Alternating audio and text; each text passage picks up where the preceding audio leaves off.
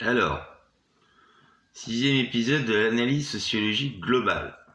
Aujourd'hui, on va voir Louis XIV. Louis XIV est un seigneur, on va dire, improprement appelé roi.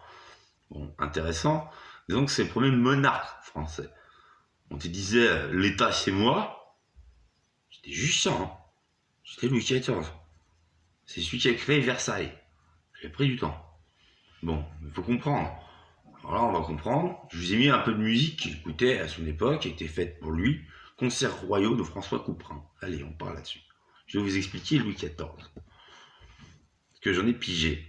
Donc, Louis XIV est un roi intéressant, dit le roi soleil. Voilà. On va parcourir un petit peu l'article de Wikipédia, vous allez comprendre. Ce roi est dit fondateur, on va dire. C'est le premier monarque. Après, il y a eu Louis XV et Louis XVI. Vous remarquerez, Louis XVI, il a tout décapité, sa tête, elle a fait balle de football. Bon, c'est par rapport à Louis XIV. Ah, c'est justement ça le problème. Parce que Louis XIV a déraciné les nobles qui s'étaient juste révoltés contre lui. C'était tout gamin. Il a vécu la fronde. Voilà. C'est juste qu'il a vachement traumatisé, alors il a réfléchi, il a fait Versailles. Versailles, le concept qui a amené à la chute de la monarchie, donc de Louis XIV à Louis XV à Louis XVI, après la royauté française, donc, avant Louis XIV. Versailles, le concept, c'était... Alors en fait, les aristocrates, ils sont forts parce qu'ils sont enracinés dans leurs terres, ce qui étaient les aristocrates à la base. Hein. C'était à la base, au Moyen-Âge, donc au début du Moyen-Âge, l'aristocrate, c'était plutôt... il était, blindé, chevalier, tout ça.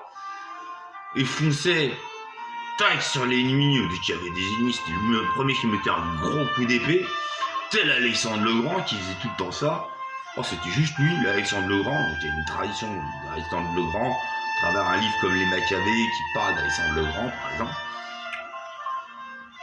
Bon, donc Alexandre le Grand, qui a été quand même un grand roi de 40 ans, hein.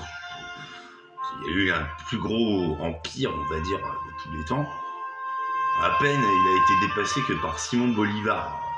C'est le El Libertador, c'est celui qui a eu le plus gros empire, avec un petit peu au milieu, on va dire, l'Arabie, l'extension de l'Arabie après Mammouth, quoi. Et puis l'URSS.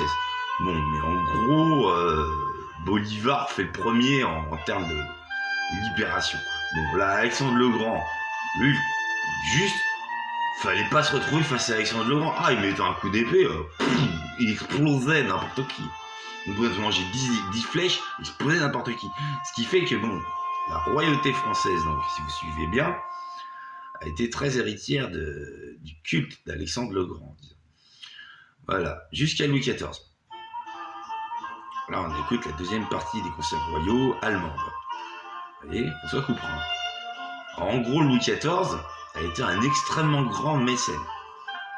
Après Louis XIII, qui déjà travaillait beaucoup avec Molière, et qui Molière a connu Louis XIV par la suite.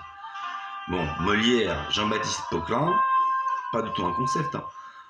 C'est quelqu'un de très intéressant. Le problème étant qu'il a commencé à critiquer tout le monde sauf le roi. Là, dans toutes les œuvres de Molière, vous vérifierez, il n'y a pas de critique envers le roi. Il n'y en a pas. Voilà, le roi il est trop bien.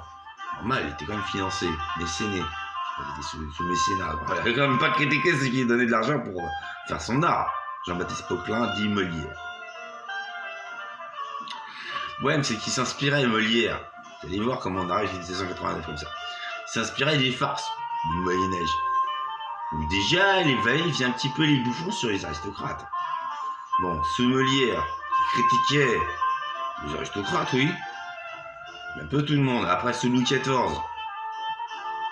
on en arrive assez rapidement à Monsieur de Beaumarchais, qui lui a fait la pièce Le mariage de Figaro, qui est la deuxième partie du Barbier de Séville, où dans le Barbier de Séville, le comte Almaviva est très gentil, fait appel à Figaro pour qu'il trouve sa femme.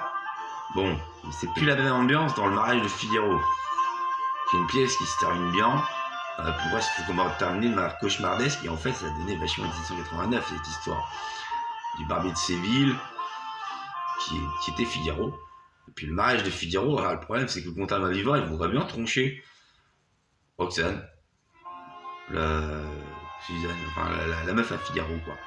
On aimerait bien lui mettre un coup de bite, prouvant que finalement le comte Almaviva, représentant l'aristocratie, c'était un fils de chacal. Il profitait même pas de sa femme qui lui avait trouvé Figaro, il voulait la femme de Figaro. Vous comprenez, c'est d'un serment de cœur comme ça, au 1789 a explosé. Où les bourgeois, finalement, ils se sont dit, mais on se fait mettre à l'envers. Les bourgeois, quelque part, c'est les Figaro. On se la fait mettre à l'envers par les aristocrates, là. 1789, c'est les bourgeois, ils ont explosé les aristocrates. Après, c'est une autre histoire. Sous Louis XIV, donc, dans ce contexte, voyons voir. Louis XIV, dit le Grand, ou Roi Soleil, est né le 5 septembre 1638 au Châteauneuf de Saint-Germain-en-Laye et mort le 1er septembre 1715 à Versailles. C'est un roi de France et de Navarre. Il dit roi de France, c'est un monarque. Un seul roi, monarchos. Son règne s'étend du 14 mai 1643 sous la régence de sa mère Anne d'Autriche jusqu'au 7 septembre 1651, à sa mort en 1715. Son règne d'une durée de 72 ans est l'un des plus longs de l'histoire d'Europe et le plus long de l'histoire de France. Né Louis, surnommé Dieudonné, il monte sur le trône de France au décès de son père, Louis XIII. Quelques mois avant son 5e anniversaire, ce qui fait de lui l'un des plus jeunes rois de France. Il devient ainsi le 64e roi de France, le 44e roi de Navarre et le 3e roi de France issu de la dynastie des Bourbons. S'il n'aime guère que son principal ministre d'État, Colbert, fasse référence à Richelieu, ministre de Louis XIII et partisan intransigeant de l'autorité royale, il s'inscrit néanmoins dans son projet de construction séculaire d'un absolutisme de roi divin. Usuellement, son règne est divisé en 3 parties. La période de sa minorité, troublée par la Fronde, de 1648 à 1653, durant laquelle sa mère et le cardinal Mazarin gouvernent. La période allant de la mort de Mazarin en 1661 au début des années 1680, pendant laquelle le roi gouverne en arbitrant entre les grands ministres. Et enfin, la période allant du début des années 1680 à sa mort, où le roi gouverne de plus en plus seul, devenant monarque donc, notamment après la mort de Colbert en 1683, puis de Louvois en 1691.